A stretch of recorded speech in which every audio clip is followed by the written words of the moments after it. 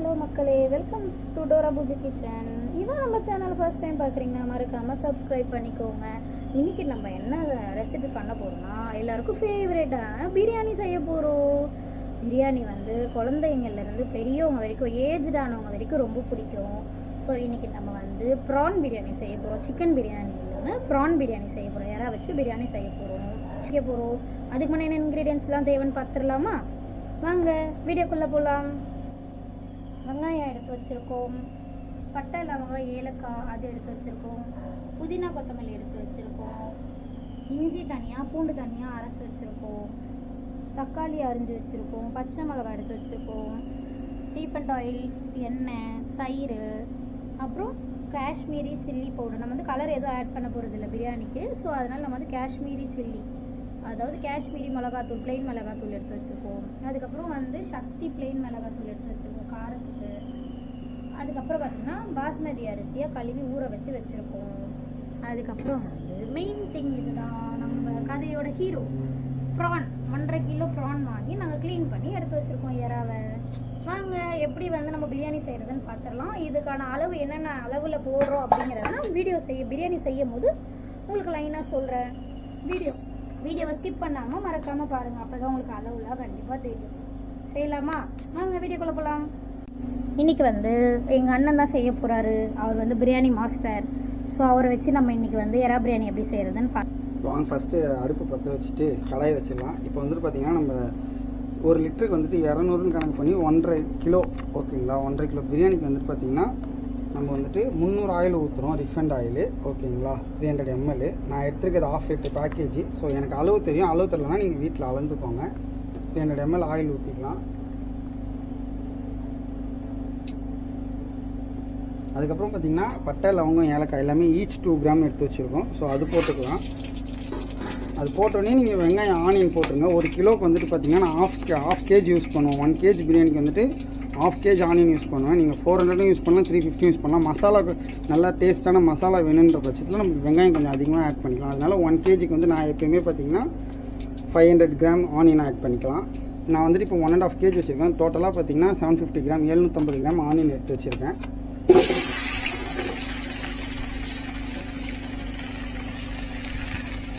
Onion போட்டோன்னே வந்து onion நல்லா வதங்கட்டும். நல்லா ஒரு ப்ரௌன் கலரில் ஆனியன் வந்ததுக்கப்புறம் பார்த்திங்கன்னா இன்றைக்கி என்னென்ன இன்க்ரீடியன்ட் ஆட் பண்ணலான்னு பார்த்துக்கலாம். வந்துட்டு இதுக்கு நம்ம ஆனியன் சீக்கிரமாக வதங்குறதுக்கு ஒரு ஆப்ஷனாக என்ன பண்ணலாம்னா, எல்லாருக்கும் தெரியும், இருந்தாலும் தெரியாதவங்க தெரிஞ்சுக்கோங்க. வந்து நம்ம சால்ட் லைட்டாக ஆட் பண்ணிக்கலாம். மேக்ஸிமம் பிரியாணி கல் உப்பு யூஸ் பண்ணுங்கள். இதுக்கு மட்டும் நம்ம லைட்டாக சால்ட் ஆட் பண்ணிக்கலாம். நான் சால்ட் எவ்வளோ ஆட் பண்ணுறதை காட்டுறேன். இப்போ பார்த்தீங்கன்னா நார்மலாக சும்மா நம்ம வீட்டில் இந்த மாதிரி ஒரு டீஸ்பூன் இருந்துச்சுன்னா ஒரு டீஸ்பூன் உப்பு இல்லை 1.25 டீஸ்பூன் போட்டுக்கோங்க. ஏன்னா நம்ம எப்படி இருந்தாலும் உப்பு வந்துட்டு நம்மளுக்கு அளவு தெரியும். ஸோ நம்ம வந்துட்டு நல்லா வதங்கிடும். இது வதங்கினதுக்கப்புறம் பார்த்திங்கன்னா நல்லா தெரிஞ்சுக்கோங்க. ஆனியன் வதங்கினோடனே பார்த்திங்கன்னா பச்சை மிளகா இந்த எண்ணெயிலே ஆட் பண்ணுங்க. நீங்கள் ஒன்ஸ் வீட்டில் அந்த மாதிரி பச்சை மிளகா ஆட் பண்ணி பாருங்கள். அந்த ஆயிலில் அந்த பச்சை மிளகா நல்லா இதாகும் போது ஒரு ஃப்ளேவர் வரும், சூப்பராக இருக்கும் அந்த ஃப்ளேவர், உங்களுக்கு ஸ்மெல்லு. நீங்கள் ட்ரை பண்ணி பாருங்கள் கண்டிப்பாக.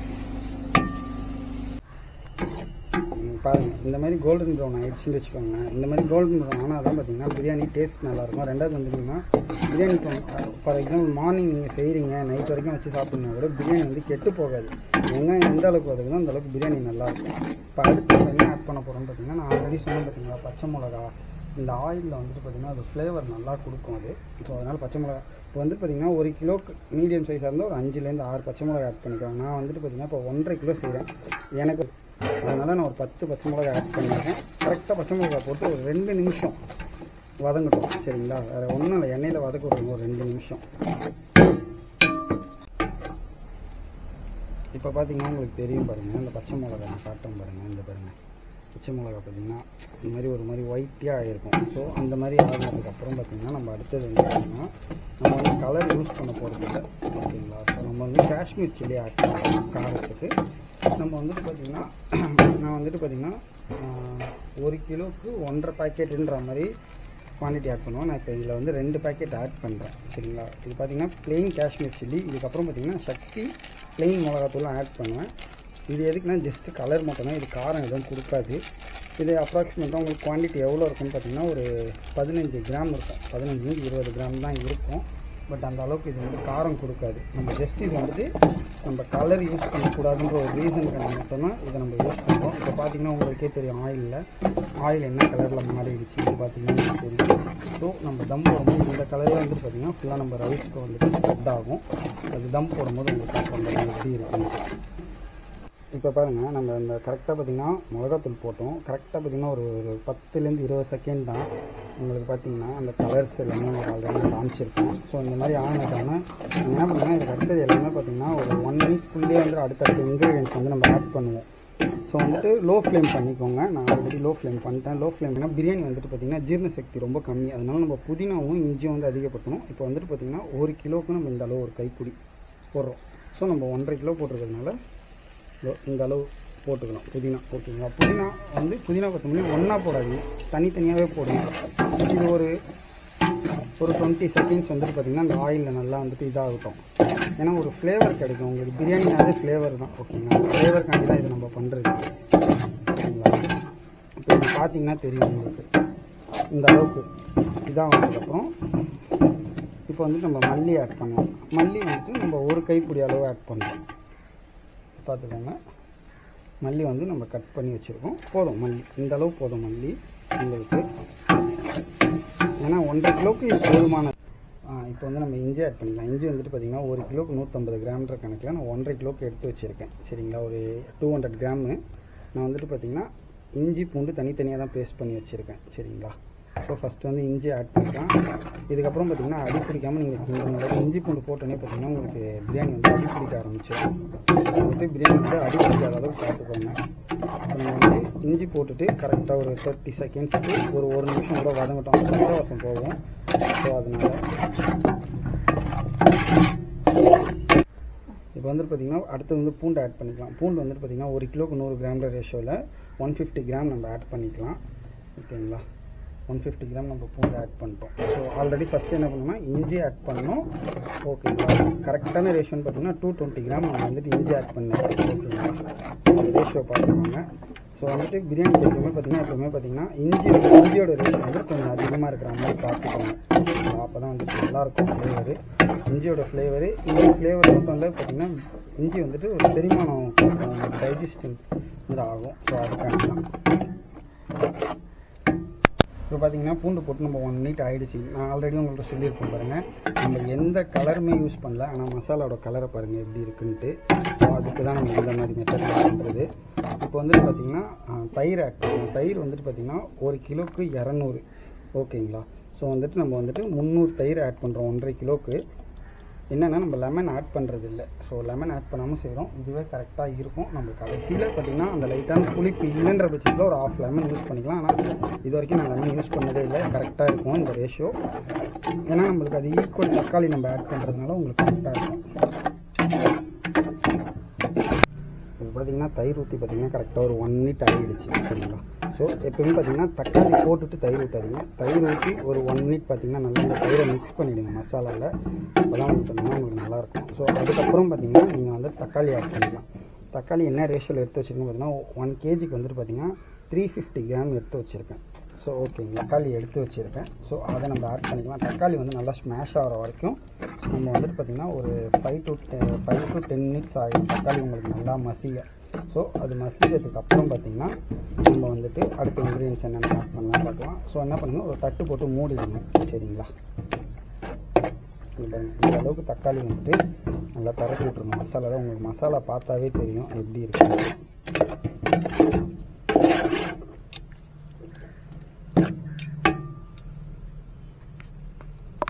பார்த்திங்கன்னா நம்ம தக்காளி வந்துட்டு பார்த்திங்கன்னா 1 கிலோவுக்கு 350. 400 கூட நீங்கள் ஆட் பண்ணிக்கோங்க, ஒன்றும் ப்ராப்ளம் இல்லை. ஆனால் கரெக்டாக 350 கரெக்டான ரேஷியோவில் இருக்கும்.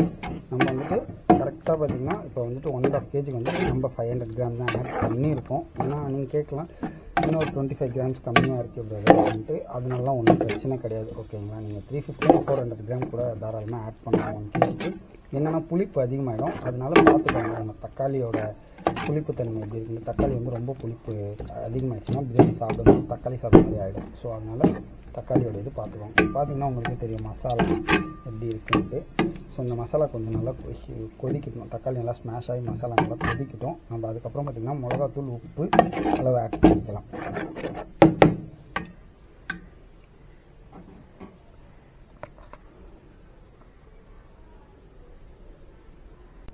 இப்போ பார்த்தீங்கன்னா தக்காளி பார்த்தீங்கன்னா இந்த அளவுக்கு வதங்கணுன்னே இப்போ என்ன பண்ணலாம்னா நம்ம உப்பு மிளகாத்தூள் வந்துட்டு ஆட் பண்ணலாம்.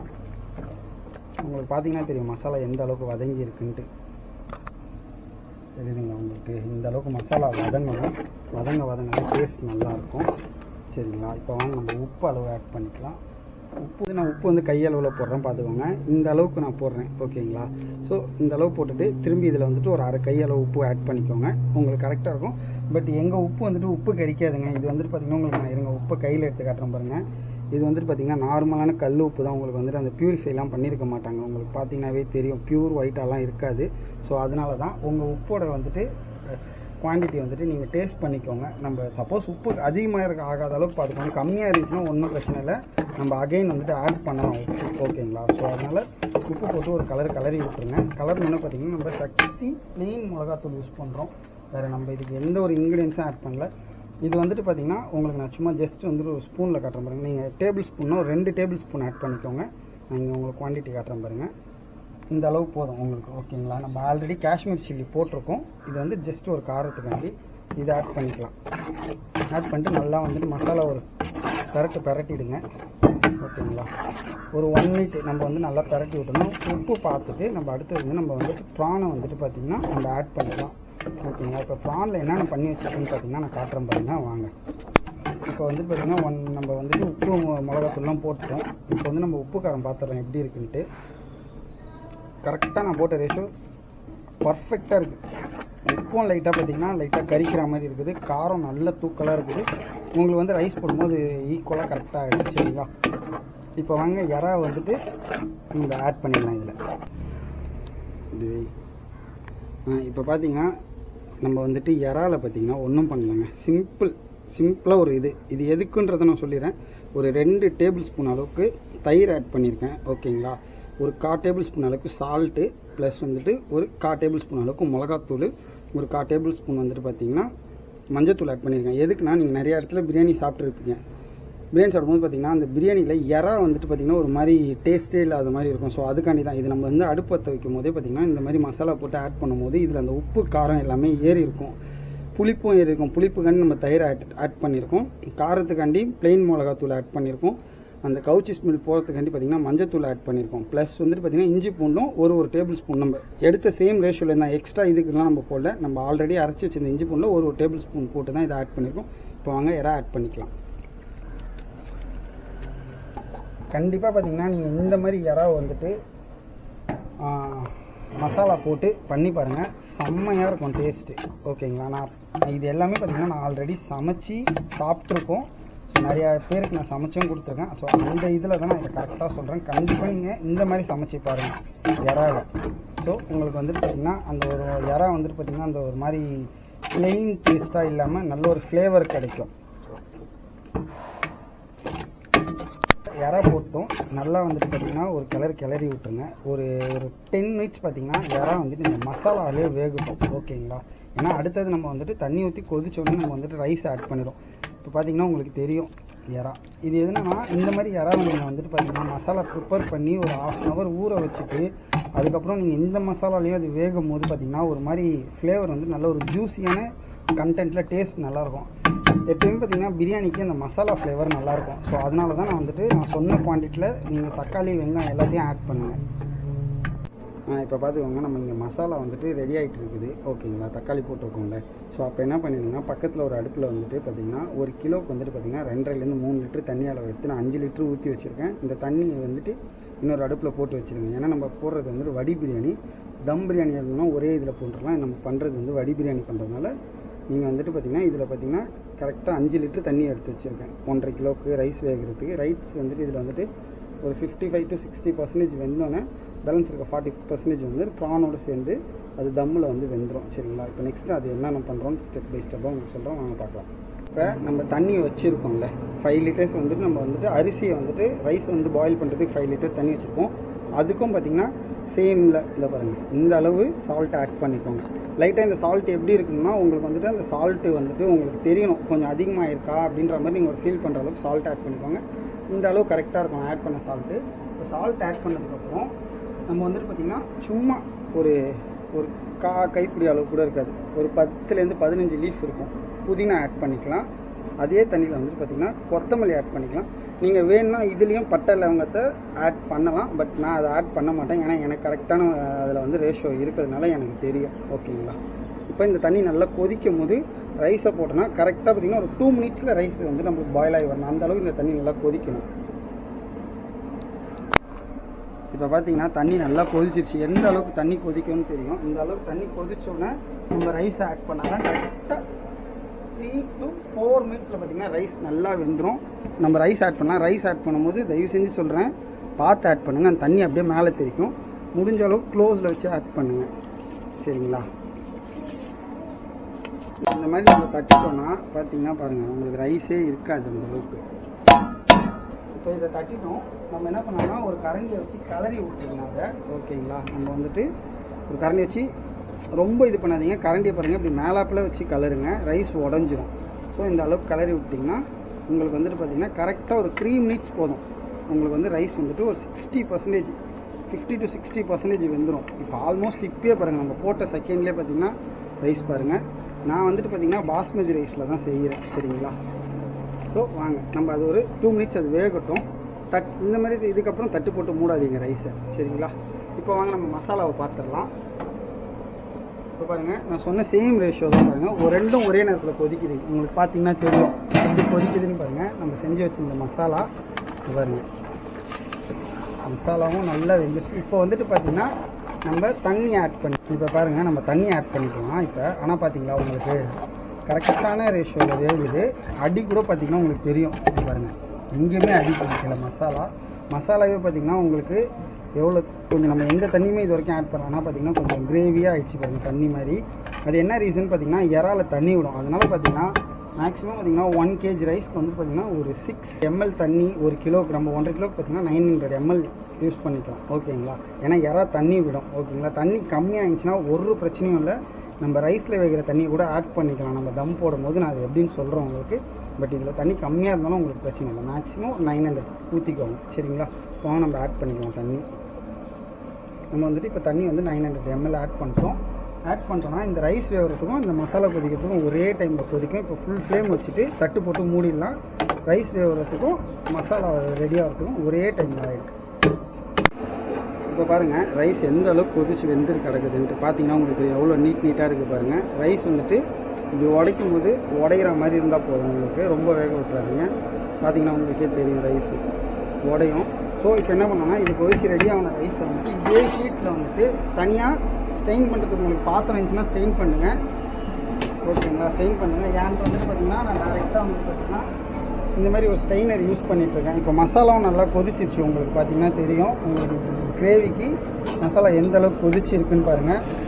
இப்போ கொதிச்சிருச்சு. இறாவை பார்த்திங்கன்னாலும் தெரியும் உங்களுக்கு, நல்லா வெந்துருச்சு இறா. ஓகேங்களா? ஸோ இப்போ வந்து நம்ம அப்படியே இந்த ரைஸ் எடுத்துகிட்டு இதில் மாற்றிடலாம். சரிங்களா? நான் இந்த மாதிரி ஒரு ஸ்ட்ரெயினர் யூஸ் பண்ணிகிட்ருக்கேன். ஸோ அதனால் எனக்கு ப்ராப்ளம் இல்லை. உங்கள்கிட்ட இல்லாட்டி நீங்கள் வீட்டில் ரைஸை வடிகட்டிடுங்க.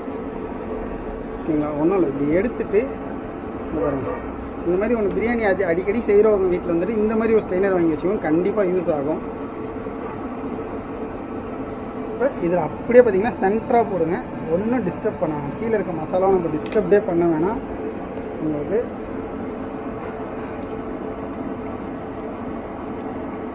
இது வந்து பார்த்திங்கன்னா உங்களுக்கு சேஃப். உங்களுக்கு இந்த ஆவி அடிக்கும், இந்த தண்ணி இது பண்ண முடியும், ஸ்டெயின் பண்ண முடியுமா இருக்காது, எதுவுமே இருக்காது. சேஃபாக நீங்கள் வடிகட்டிடுவோம்.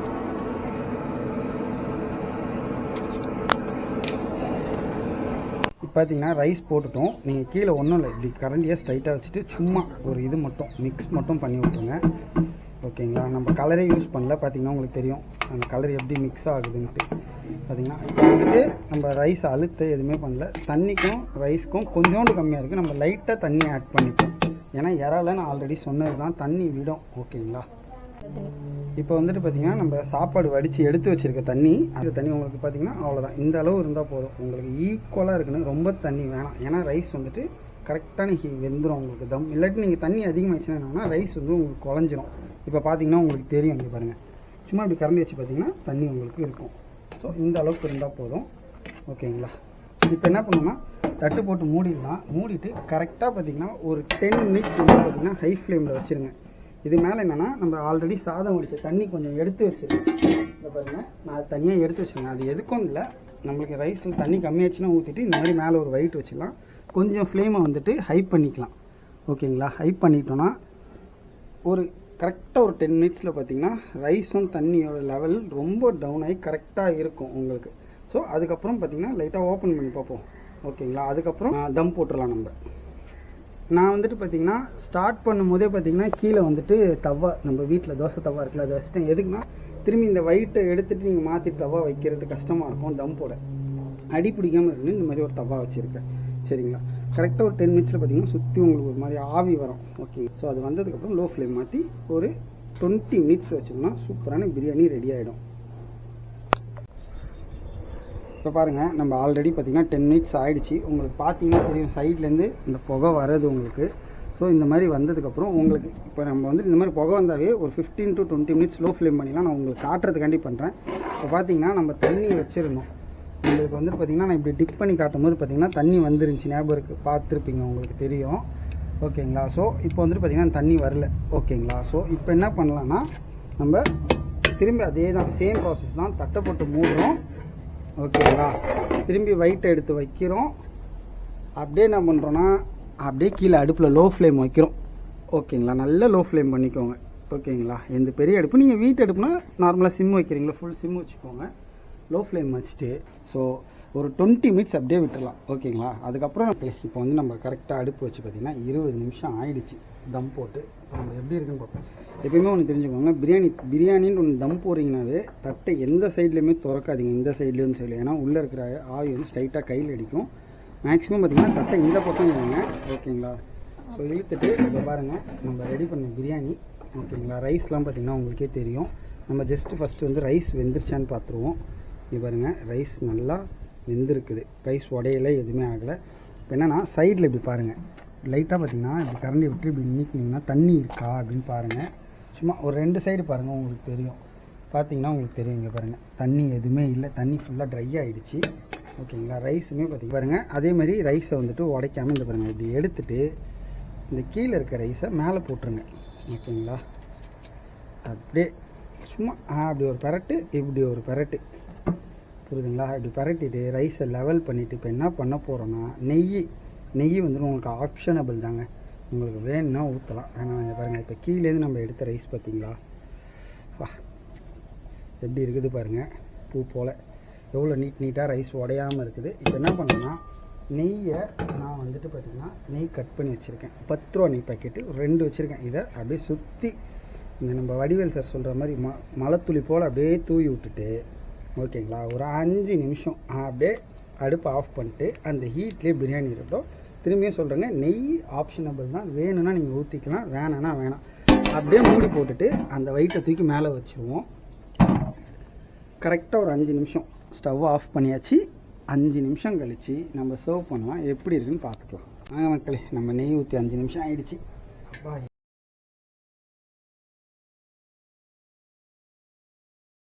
ரைஸ் அப்படி மேலாப்பில் அப்படியே சைட்லேருந்து இப்படி எடுத்துகிட்டு இப்படி போட்டு விட்ருங்க.